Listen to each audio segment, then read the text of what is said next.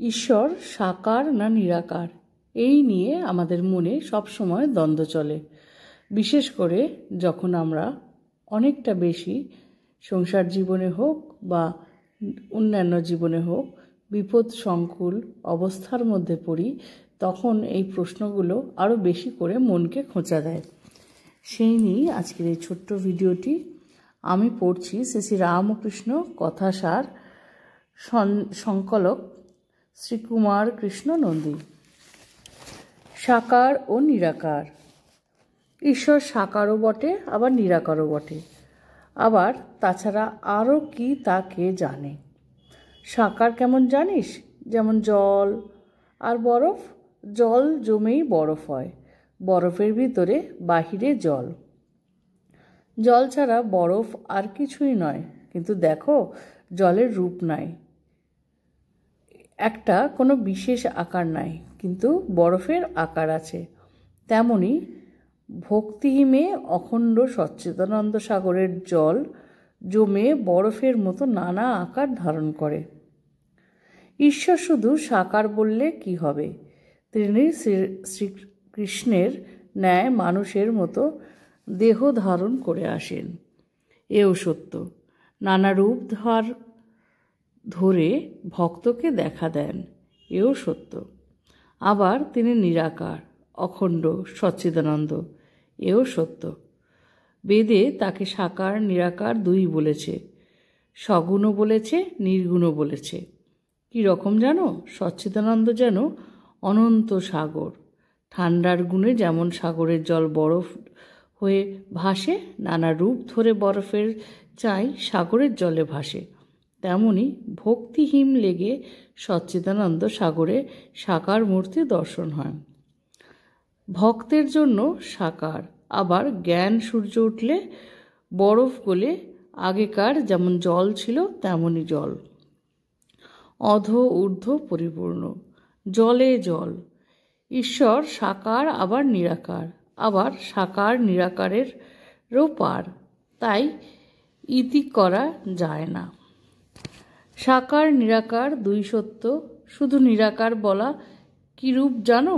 যেমন রেশন চৌকির একজন পৌ ধরে থাকে, তার বাঁশির 7 ফোঁকর সত্ত্বেও, কিন্তু আর একজন দেখো কত রাগ রাগিনী বাজায়, সেই রূপ সাকারবাদীরা দেখো ঈশ্বরকে কতভাবে সম্ভোগ করে। শান্ত, দাস্য, সখ্য, বাৎসল্য, মধুর, নানাভাবে সব মানতে হয় গো। নিরাকার সাকার সব মানতে হয়। কালীঘরে ধ্যান করতে করতে দেখলুম রমণী। বললুম, মা তুই এই রূপেও আছিস? তাই বলছি সব মানতে হয়। তিনি কখনো কী রূপে দেখা দেন, সামনে আসেন, বলা যায় না। কেহ বা সাকার দিয়ে নিরাকারে পৌঁছায়, আবার কেহ বা নিরাকার দিয়ে সাকারে পৌঁছায়। নিরাকার দুরকম আছে, পাকা ও কাঁচা। পাকা নিরাকার উঁচু ভাব বটে, সাকার ধরে সেই নিরাকারে পৌঁছতে হয়। কাঁচা নিরাকারে চোখ বুঝলেই অন্ধকার। তিনি নিরাকার কি সাকার সেই সব কথা ভাববারই বা দরকার কি? নির্জনে গোপনে ব্যাকুল হয়ে কেঁদে কেঁদে তাকে বললেই হয়, হে ঈশ্বর, তুমি যে কেমন তাই আমার দেখা দাও। তিনি অন্তরে বাহিরে আছেন, অন্তরে তিনি আছেন, তাই বেদে বলে তত্ত্বমসি, সেই তুমি। আর বাহিরেও তিনি মায়াতে দেখাচ্ছে নানা রূপ, কিন্তু বস্তুত তিনিই রয়েছেন। তাই সব নাম রূপ বর্ণনা করবার আগে বলতে হয় ওং তৎ সৎ। আগে কলকাতায় যাও, তবে তো জানবে কোথায় গড়ের মাঠ, কোথায় এশিয়াটিক সোসাইটি, কোথায় বেঙ্গল ব্যাংক। খর্দা বামুনপাড়া যেতে হলে আগে তো খর্দা পৌঁছাতে হবে। সাকার কি নিরাকার যদি ঠিক করতে না পারিস, তো এই বলে প্রার্থনা করিস যে, হে ঈশ্বর, তুমি সাকার কি নিরাকার আমি বুঝতে পারছি না, তুমি যাই হও, আমার কৃপা করে দেখা দাও। যে ভক্ত যে রূপে দেখে সেই রূপে মনে করে। বাস্তবিক কোনো গণ্ডগোল নাই, তাকে কোনো রকমে যদি একবার লাভ করতে পারা যায় তাহলে তিনি সব বুঝিয়ে দেন। শ্রী শ্রী ঠাকুরের কথাগুলিকে লেখক আমাদের সামনে খুবই সুন্দরভাবে তুলে ধরলেন। এই কথার মাধ্যমেই আমরা বুঝতে পারব ঈশ্বরের রূপ কোনটি।